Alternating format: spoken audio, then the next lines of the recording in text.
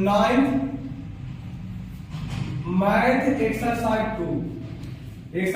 2 वास्तविक संख्याओं पर संक्रिय एवं वास्तविक संख्याओं के घातांक operation on real number and law of exponents for real number.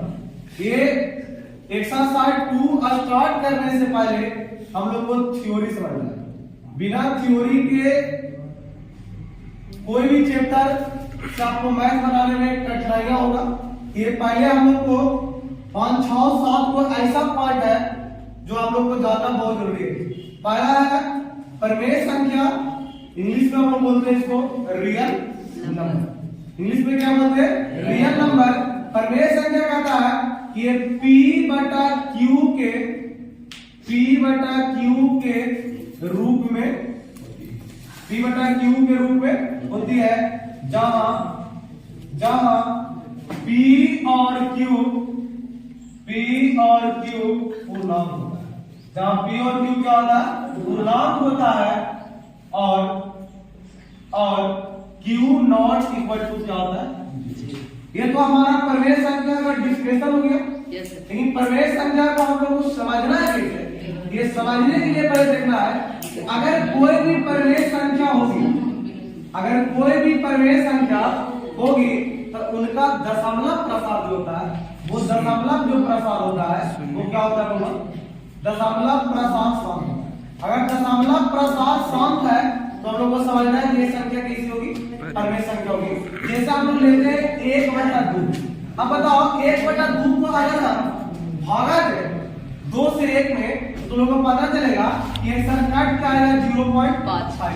अब बताइए कि ये सीमित में कट गया, इसके बाद कोई संख्या आ रहा है? नहीं। इसके बाद पूर्ण रूप से कट गया, यानी जो पूर्ण रूप से कट जाएगा उसी को हम लोग बोलेंगे परिमेय संख्या। जैसे और एक एग्जांपल हम लोग ले लेते हैं 2/5। ये भी देखिए, इसको भी काट देंगे तो पहला रूल तो ये है कि ये P/Q के रूप में है ना। और उसके बाद दूसरा रूल है कि ये कट के इसके बाद कोई संख्या नहीं आ रही है, तो ये अगर इसको हम लोग काटेंगे कि 0.4 कट जाएगा, पूर्ण रूप से कट जाएगा। तो जब परिमेय संख्या की एक शॉर्ट में याद कर लीजिए, डिफिनेशन तो याद करना ही पड़ेगा क्योंकि ये 10वां तक हम लोग को काम देगा, 9th में नहीं। अब 10वां में पढ़िएगा तो पहला एक्सरसाइज हमारा है रियल नंबर, वास्तविक संख्या। तो वास्तविक संख्या कैसे बना है? तो परिमेय और अपरिमेय की संख्या से मिलकर बना है। लेकिन यहाँ पे अगर हम दोनों जान लेते हैं तो 10वां हम लोग को समझने में क्या हो जाएगा? काफी आसान हो जाएगा। इसलिए ये जानना बहुत जरूरी होता है। तो डिफिनेशन फिर से एक बार हम देख लेते हैं कि वैसी संख्या जो P/Q के रूप में होती है जहां P और Q क्या है? पूर्णांक है और Q नॉट इक्वल टू क्या होना चाहिए?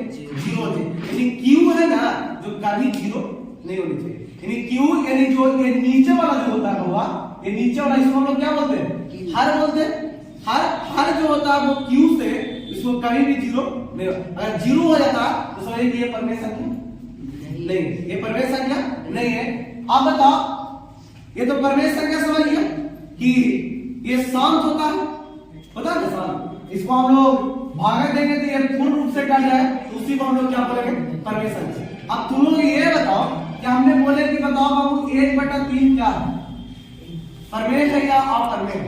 तो तुम लोग बोलोगे ये अपरिमेय, क्योंकि अगर 3 से हमने भागा देंगे तो 3 ऐसे ये कभी भी कटने वाला सर नहीं है। इसका मतलब इसके ऊपर रेखिक हो जाएगा, या तो रेखिक के अलावा इसके ऊपर डॉट हो जाएगा, क्योंकि ये संख्या कटने वाला है ही नहीं। अब कितनों भागा दीजिए, ये 3 देते रहेगा। ये इसका मतलब है कि इसका बताओ दशमलव प्रसार शांत है, अशांत है? ये अशांत दशमलव प्रसार हो गया। इससे एक पॉइंट और निकल के चला आया कि परिमेय संख्या का दशमलव प्रसार, ये भी पॉइंट समझ लीजिए कि परिमेय संख्या का दशमलव प्रसार क्या होता है? दशमलव प्रसार शांत होता है। दशमलव प्रसार क्या होता है? अब बताओ कि कितना बच्चा को परिमेय संख्या समझ में आ गया? ये किसी को डाउट है तो बोलो। नहीं ना? आगे देखिए अपरिमेय संख्या के बारे में हम लोग चल रहा है। अगर परिमेय संख्या समझ गए हो ना तो अपरिमेय संख्या बहुत ही आसान है, जस्ट उसका उल्टा। यानी वैसी संख्या जो p बटा q के रूप में होती है, p बटा q के रूप में सॉरी नहीं होती है, p बटा q के रूप में नहीं होती है, जहां p और q पूर्णांक होता है और q नॉट इक्वल टू क्या होता है, 0। सब सेम परिभाषा, खाली यहां पे होती है तो यहां पे क्या हो जाएगा, नहीं होती है। बस खाली याद रखना है कि परिमेय का उल्टा क्या होता है, अपरिमेय होता है। परिमेय का उल्टा क्या होता है, और हम लोग परिमेय संख्या को याद कर रहे हैं तो परिमेय संख्या याद करने की कोई जरूरत नहीं है, डायरेक्ट आपको खुद याद होना पड़ेगा। सर आप लोगों को बताया था उल्टा, तो उसको सबसे वो क्या होगा, पूरा थ्योरी उल्टा हो जाएगा, है ना।